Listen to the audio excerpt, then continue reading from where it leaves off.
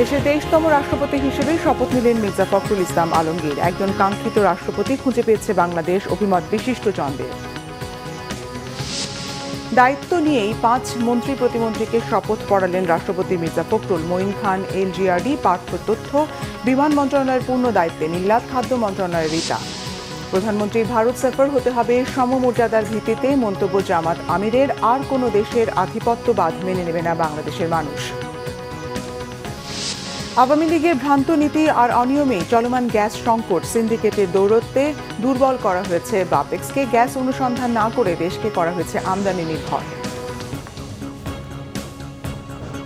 দেখছিলেন সংবাদ শিরোনাম, এবার বিস্তারিত। দেশের 23তম রাষ্ট্রপতি হিসেবে শপথ নিলেন মির্জা ফখরুল ইসলাম আলমগীর। শুক্রবার সন্ধ্যা 7:30টায় বঙ্গভবনের দরবার হলে তাকে শপথ বাক্য পাঠ করান ভারপ্রাপ্ত স্পিকার ব্যারিস্টার কায়সার কামাল।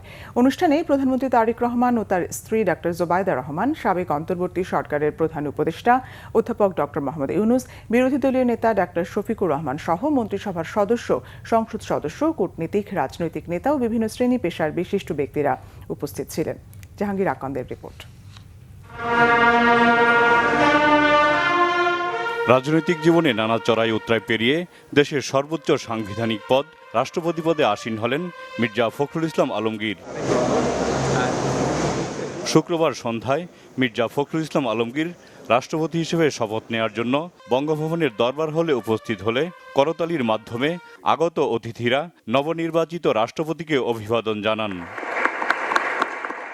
পবিত্র কুরআন তেলাওয়াতের মধ্য দিয়ে শপথ গ্রহণ অনুষ্ঠান শুরু হয়। বিসমিল্লাহির রহমানির রহিম। পরিবেশন করা হয় জাতীয় সঙ্গীত।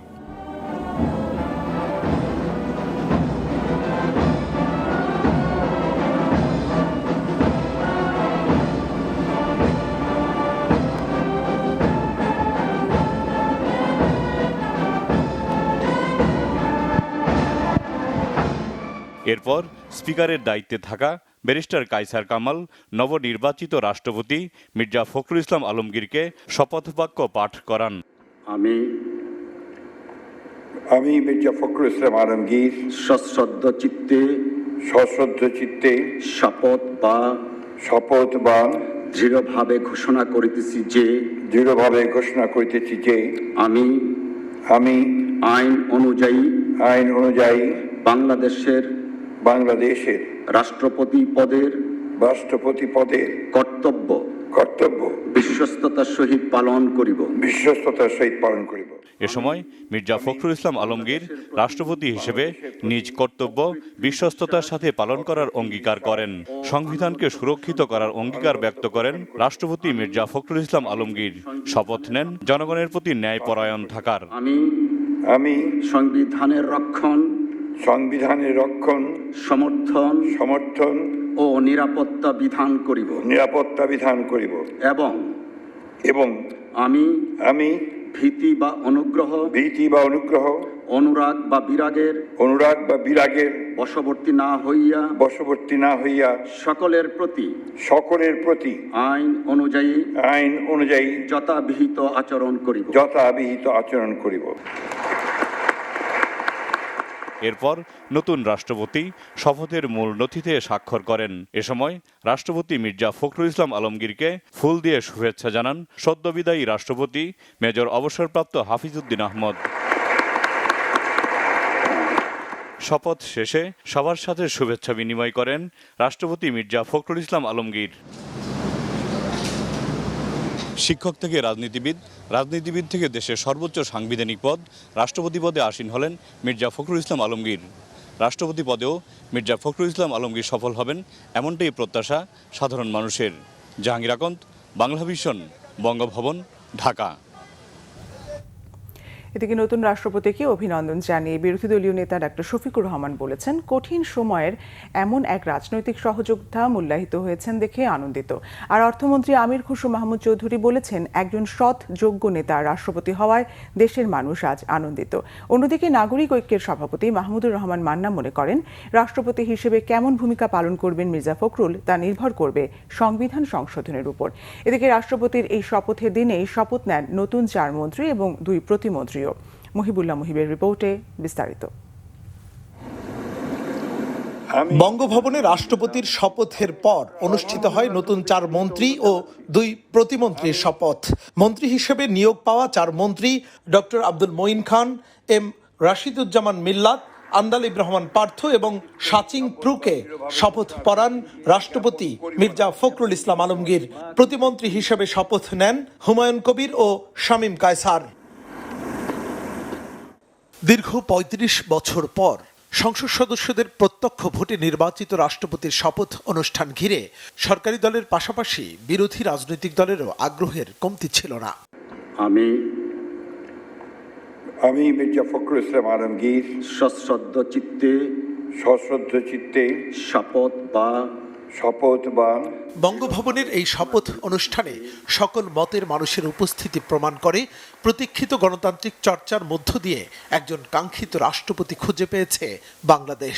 বিরোধী দলীয় নেতা ডাক্তার শফিকুর রহমানের প্রতিক্রিয়ায় তেমনটাই আভাস পাওয়া যায়। আর মাহমুদুর রহমান মান্না মনে করেন, জুলাই সনদ অনুসারে সংবিধান সংশোধন হলে গুরুত্বপূর্ণ ভূমিকা পালন করতে পারবেন নতুন রাষ্ট্রপতি। কাজ করার স্মৃতিগুলো আজকে আনন্দ যোগায় যে এইরকম একজন মানুষ ভালো একটা জায়গায় তিনি এসেছেন, এবং যেহেতু তিনি পুড় খাওয়া মানুষ, আমরা আশা করব দেশ এবং জাতির প্রতি তার কাছ থেকে অন্তত কোনো ইনসাফের ব্যতিক্রম কিছু হবে না। তিনি ইনসাফের ভিত্তিতেই সবার সাথে আচরণ করবেন, এবং এই শপথটাও আজকে ইনি নিয়েছেন। এইটাই আমার কাছে আজকের মুহূর্তে মনে হচ্ছে যে কঠিন সময়ের একজন রাজনৈতিক সহকর্মী তিনি আজকে প্রেসিডেন্টের আসনে মূল্যায়িত হয়েছেন। এটা আমার জন্য আনন্দের বিষয়। উনি কতদূর ভালো করতে পারবেন সেটা অবশ্যই নির্ভর করে যে রাষ্ট্রপতিকে আমরা ক্ষমতার দিক থেকে আরও কিছু দূর এগিয়ে দিতে পারবো কিনা। না হলে যদি এই কনস্টিটিউশনে যেরকম আছে সেরকম থাকে তাহলে তার করার কিছু থাকবে না। এদিকে সরকারের সিনিয়র মন্ত্রী ও প্রতিমন্ত্রীদের প্রতিক্রিয়াও ছিল অনেকটা একই রকম। তাদের মতে দেশকে উন্নত ও সমৃদ্ধশালী করতে গুরুত্বপূর্ণ ভূমিকা পালন করবেন রাষ্ট্রপতি। প্রত্যক্ষ ভোটে এমন রাষ্ট্রপতি নির্বাচনে দেশে গণতন্ত্র প্রাতিষ্ঠানিক রূপ লাভ করেছে বলেও মনে করেন তারা।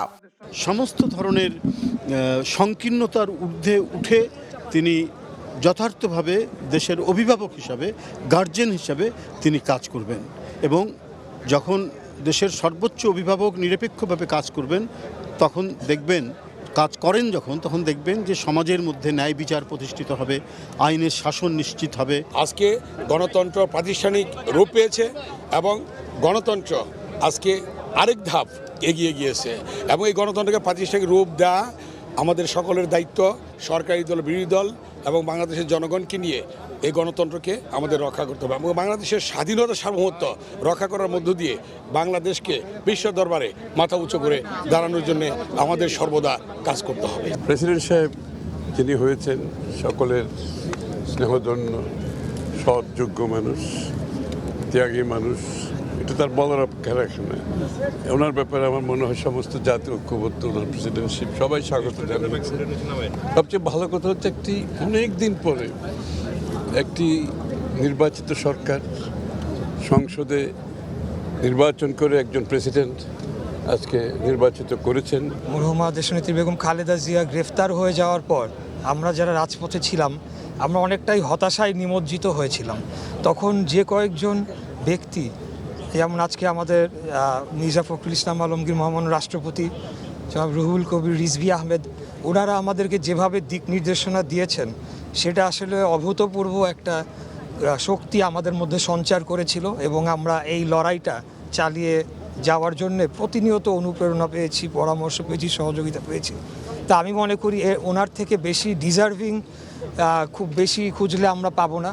মাননীয় প্রধানমন্ত্রী যেভাবে কাজ করছেন, গণতান্ত্রিক বাংলাদেশ হিসাবে ভালোভাবে প্রতিষ্ঠিত হয়, যেখানে আইনের শাসন থাকবে, মানবাধিকার থাকবে, এবং দেশের প্রত্যেকটা নাগরিক তার সাংবিধানিক অধিকার ভোগ করবেন।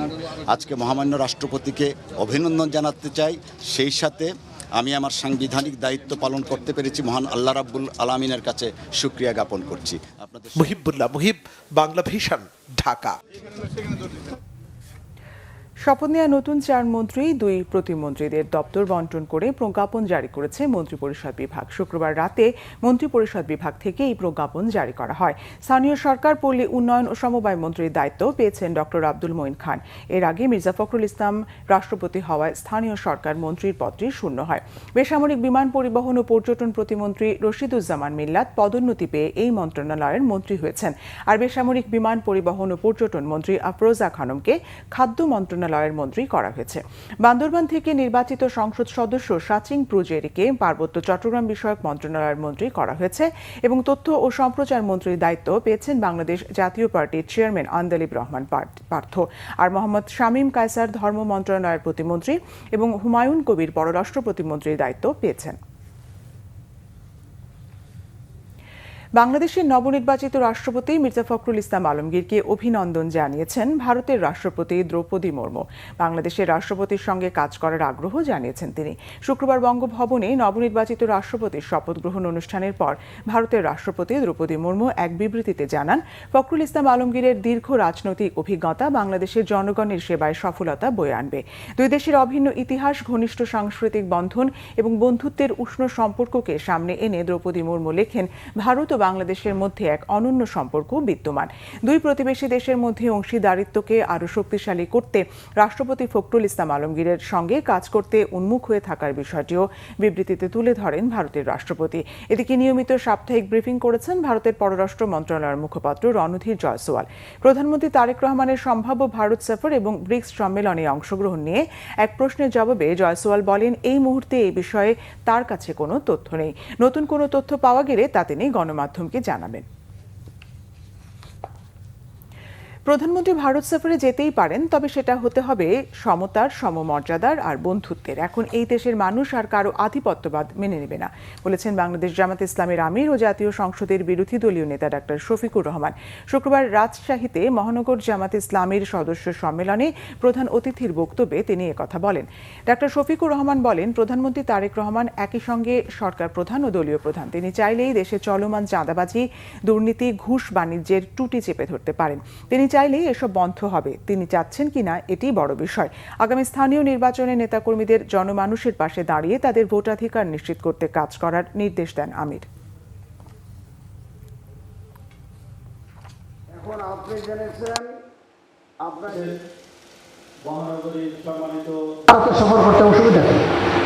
সেই সফরটা যদি হয় সমানে সমান এবং সম্মানের সাথে হয়, আমার প্রতিবেশী দেশ, সেখানে আমি সফর করবো না কেন? সারা দুনিয়া আমি সফর করতে পারলে ভারতও সফর করবো, কিন্তু সেখানে হতে হবে with mutual respect and equity. প্রায় 1.5 যুগ পর রাষ্ট্র ক্ষমতায় আসা বিএনপি সরকারের সামনে এখন অন্যতম চ্যালেঞ্জ গ্যাস সংকটের সমাধান। বিশেষজ্ঞরা বলছেন, আমদানিতে শক্তিশালী সিন্ডিকেটের প্রভাবের কারণেই অতীতে গ্যাস অনুসন্ধানের উদ্যোগ নেওয়া হয়নি। বিগত আওয়ামী লীগ সরকার বাপেক্সকে কেবল দুর্বলই করেনি, বাড়তি দামে এলএনজি আমদানিও করেছে। পাশের দেশগুলো গ্যাস অনুসন্ধান বহুদূর এগিয়ে গেলেও বাংলাদেশ থেকেছে দর্শক হয়ে। গোলাম ময়নুল হাসানের রিপোর্ট।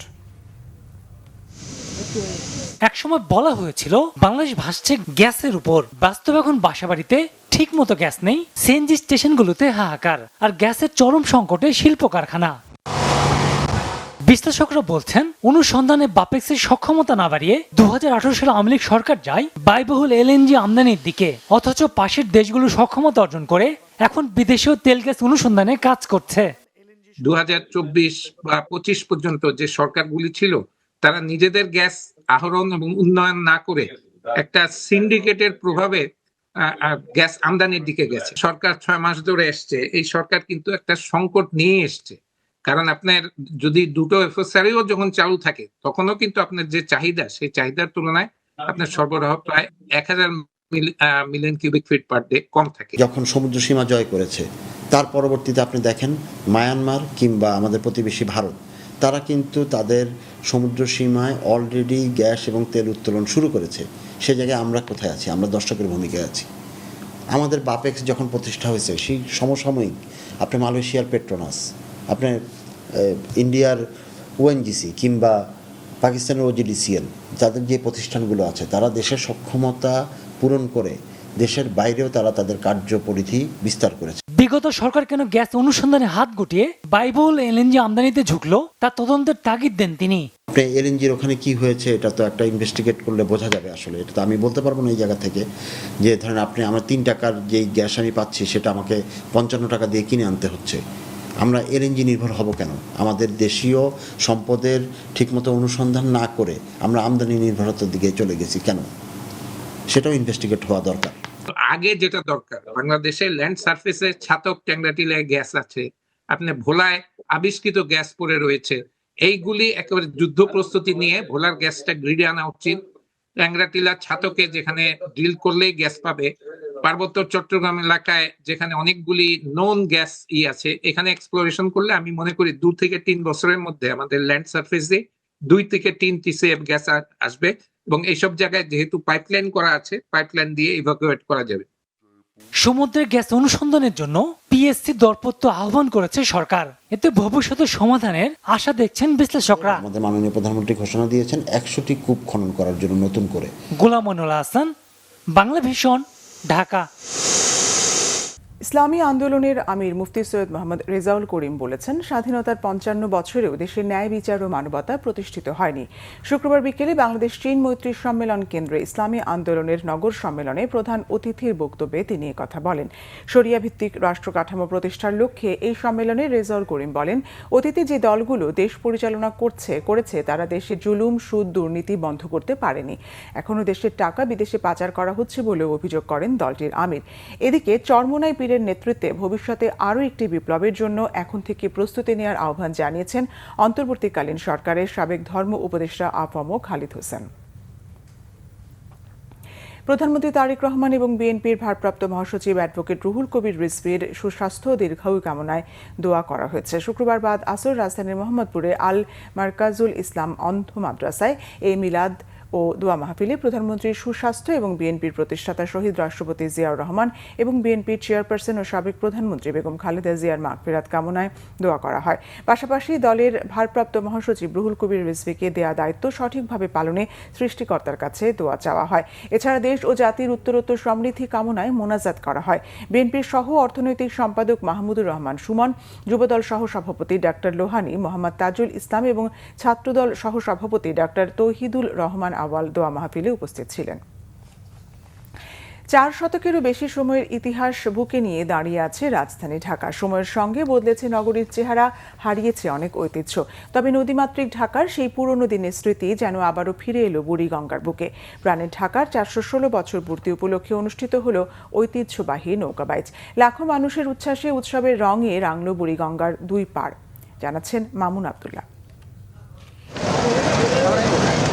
একদিকে নগরীর ব্যস্ততা, অন্যদিকে নদীর বুকে ছুটে চলা সারি সারি নৌকা, বৈঠার ছন্দে, মাঝিদের হুঙ্কারে আর দর্শকের উল্লাসে মুহূর্তেই যেন ফিরে এলো পুরানো ঢাকার সেই চেনা আবহ। প্রাণের ঢাকার 416 বছর পূর্তি উপলক্ষে বুড়িগঙ্গায় বসেছিল ঐতিহ্যবাহী নৌকাবাইচের আসর। খোলামোড়া ঘাট থেকে ওয়াইজ ঘাট, বুড়িগঙ্গার বুকে প্রতিযোগিতার এই পথ জুড়ে ছিল মানুষের ঢল। নদীর 2 পার, সেতু আর আশপাশের উঁচু ভবনের ছাদ, যেদিকেই চোখ যায় কেবল দর্শক আর দর্শক। লাখো মানুষের করতালি আর উচ্ছ্বাসে মুখর হয়ে ওঠে বুড়িগঙ্গা। বাঙালির ঐতিহ্য তো অনেক আগে থেকেই তো এটা হচ্ছে, এটা দেখতে মানে ভালো লাগে। এই প্রোগ্রামটা আমরা দেখার জন্য খুবই এতদিন উৎসাহিত ছিলাম যে প্রোগ্রামটা হলে আমরা দেখব। আমরা চাই প্রত্যেক বছর এই অনুষ্ঠানটা চালিয়ে যাক এবং বুড়িগঙ্গার যে দূষিতটা সেটা কাটিয়ে গিয়ে সবুজ বাংলা যেন পরিণত হয় সেটা আমরা আশা করছি। ঢাকা শুধু ইট পাথরের নগরী নয়, এর সঙ্গে মিশে আছে নদী, নৌকা আর মানুষের হাজার বছরের জীবনযাত্রা। বুড়িগঙ্গার বুকে এই নৌকাবাইচ তাই নিছক প্রতিযোগিতা নয়, এ যেন হারিয়ে যেতে বসা এক ঐতিহ্যের সঙ্গে নতুন প্রজন্মের পরিচয়। আমরা পর্যটনের পক্ষ থেকে আমরা চিন্তা ভাবনা করছি, আমরা পরিকল্পনা করছি যে পুরানো ঐতিহ্য যেসব রয়েছে অঞ্চল ভিত্তিক সারা বাংলাদেশে, এগুলোকে কিভাবে ফিরিয়ে আনা যায়। নৌকাবাসটা যেন 1 বছর পর পর হয়, এইটাই আমি চাই। কারণ আমরা এটাতে স্বাধীনতা দিবসে দিতে পারি, বিজয় দিবসে দিতে পারি, কিন্তু আমরা 1 বছর পর পরই দিব। বিকেলে উদ্বোধনী অনুষ্ঠানে উঠে আসে বুড়িগঙ্গাকে ঘিরে নতুন স্বপ্নের কথাও। সড়ক পরিবহন ও সেতুমন্ত্রী শেখ রবিউল আলম বলেন, আর কাউকে নদী দখল ও দূষণ করতে দেওয়া হবে না। বেশ কিছু জায়গা আমার মনে হয় দখল হয়ে আছে, ইট বালি পাথর এমন ভাবে রেখে বিক্রি করছে যা এই এলাকার বা নদীর পাড়ের সৌন্দর্যকে নষ্ট করছে। প্রশাসক মহোদয় এখানে আছেন, তার কাছে আমি যেহেতু সিটি কর্পোরেশনের জায়গা, সিটি কর্পোরেশন এলাকা, তিনি অগ্রণী ভূমিকা নেবেন এবং আমরা পাশে আছি। সবুজ ও পরিচ্ছন্ন ঢাকা গড়তে নাগরিকদের সহযোগিতা চেয়েছেন ঢাকা দক্ষিণ সিটি কর্পোরেশনের প্রশাসক বীর মুক্তিযোদ্ধা মোহাম্মদ আব্দুস সালাম। আর মুক্তিযুদ্ধ বিষয়ক প্রতিমন্ত্রী ও ঢাকা ৬ আসনের সংসদ সদস্য ইশরাক হোসেন বলেন, সবুজ ঢাকা গড়ার প্রত্যয়ে বুড়িগঙ্গায় ঐতিহ্যের নৌকা বাইচ নিয়মিত আয়োজন করা হবে। এটা একটা শুরু হোক, এটা একটা লার্নিং হোক। এর পরবর্তীতে আমি অনুরোধ জানাবো, বিগত দিনে আমরা শুনেছি যে বিজয় দিবস, স্বাধীনতা দিবস, জাতীয় দিবসে এই ধরনের কম্পিটিশন আয়োজন করা হতো। আমি অনুরোধ জানাবো যে আপনারা এই উদ্যোগটি অব্যাহত রাখবেন। এই ক্লিন ঢাকা, গ্রিন ঢাকা যাতে আমরা করতে পারি, তখনই সম্ভব হবে যখন ঢাকাকে আমরা হৃদয় স্থান দিতে পারবো। প্রতিযোগিতা শেষে বিজয়ীদের মাঝে পুরস্কার তুলে দেন আমন্ত্রিত অতিথিরা। মামুন আব্দুল্লাহ, বাংলা ভিশন, ঢাকা। জীবনের ঝুঁকি নিয়ে চলছে ঝালকাঠির কাঠালিয়া উপজেলার প্রধান ডাকঘরের কার্যক্রম। জরাজীর্ণ পাকা এই ভবনটিতে কর্মকর্তা কর্মচারীরা জীবনের ঝুঁকি নিয়ে চালাচ্ছেন দাপ্তরিক কাজ। তবে শিগগিরই ডাকঘরের জরাজীর্ণ অবস্থার সমাধান করার আশ্বাস দিলেন উপজেলা নির্বাহী অফিসার। ঝালকাঠি প্রতিনিধি মোহাম্মদ মাসুদুল আলমের পাঠানো তথ্য ছবিতে দেখুন ডেস্ক রিপোর্ট। ডাকঘরটি দেখলেই মনে পড়ে যায় এদেশে কোনো এক সময় ব্রিটিশের শাসন ছিল। ঝালকাঠির কাঠালিয়া উপজেলার প্রধান ডাকঘরটি প্রতিষ্ঠিত ব্রিটিশ আমলের।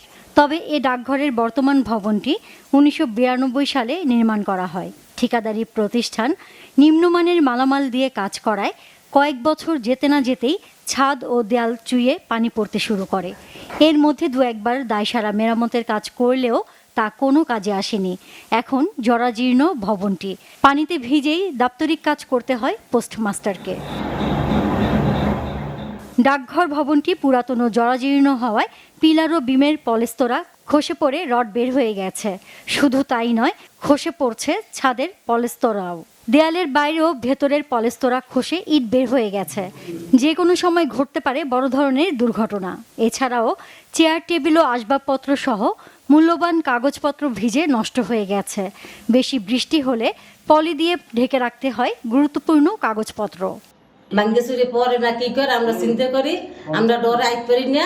কাঠালিয়া থানার পোস্ট অফিস, ওই উপরে চলটা ভাঙ্গে পড়ে, যে কোনো মুহূর্তে মানুষ অ্যাক্সিডেন্ট করতে পারে। এটা অচিরেই যাতে হয়, এই ব্যবস্থা যাতে হয়, এইরকম একটা পদক্ষেপ গভর্নমেন্টের নেওয়া উচিত। যাতায়াতের ব্যবস্থাও ভালো না, বাঙ্গাচুরা ভিতরে বসার জায়গাও ভালো না, দ্রুত এটা মেরামত হওয়া দরকার।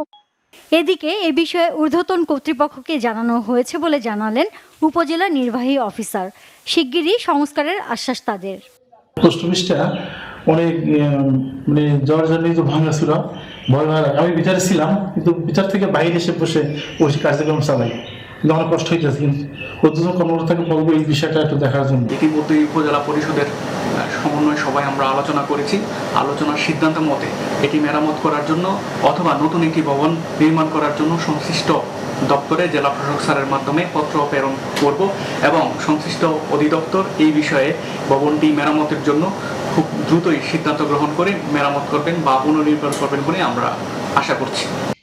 ডিজিটাল যুগে ডাকঘরের প্রয়োজন কমে গেলেও সরকারি দপ্তর, শিক্ষা প্রতিষ্ঠান, ব্যাংক, বিমা, পোস্টাল অর্ডার, রেভিনিউ স্ট্যাম্প ও ম্যারেজ রেজিস্ট্রার, কাজী অফিসের চিঠিপত্র এখনও ডাক বিভাগের মাধ্যমেই আদান প্রদান হয়। তাই প্রতিদিনই সচল থাকে ডাক বিভাগ। আর তাই দ্রুত নতুন ভবন নির্মাণ করার দাবি এলাকাবাসী ও সংশ্লিষ্টদের। Bangla vision news desk. সংবাদ শেষ করব, শিরোনামগুলো আরেকবার জানি। দেশের 23তম রাষ্ট্রপতি হিসেবে শপথ নিলেন মির্জা ফখরুল ইসলাম আলমগীর। একজন কাঙ্ক্ষিত রাষ্ট্রপতি খুঁজে পেয়েছে বাংলাদেশ, অভিমত বিশিষ্টজনদের। দায়িত্ব নিয়েই 5 মন্ত্রী প্রতিমন্ত্রীকে শপথ পড়ালেন রাষ্ট্রপতি মির্জা ফখরুল। মঈন খান এলজিআরডি পার্থ, তথ্য বিমান মন্ত্রণালয়ের পূর্ণ দায়িত্বে মিল্লাত, খাদ্য মন্ত্রণালয়ের রিতা। প্রধানমন্ত্রীর ভারত সফর হতে হবে সমমর্যাদার ভিত্তিতে, মন্তব্য জামাত আমিরের। আর কোনো দেশের আধিপত্যবাদ মেনে নেবে না বাংলাদেশের মানুষ। আওয়ামী লীগের ভ্রান্ত নীতি আর অনিয়মে চলমান গ্যাস সংকট সিন্ডিকেটের দৌরাত্মে দুর্বল করা হয়েছে বাপেক্সকে। গ্যাস অনুসন্ধান না করে দেশকে করা হয়েছে আমদানি নির্ভর। এই ছিল এখনকার মতো। পরের সংবাদ সকাল 10টায়, এর আগে 9টায় রয়েছে নিউজ টপ 10 দেখার আমন্ত্রণ রইল। এছাড়া বাংলা ভিশন সংবাদ ও সংবাদ সংশ্লিষ্ট অনুষ্ঠান দেখতে ভিজিট করুন www.bbnews24.com ও facebook.com/banglavishnnews এবং সাবস্ক্রাইব করুন youtube.com/banglavishnnews।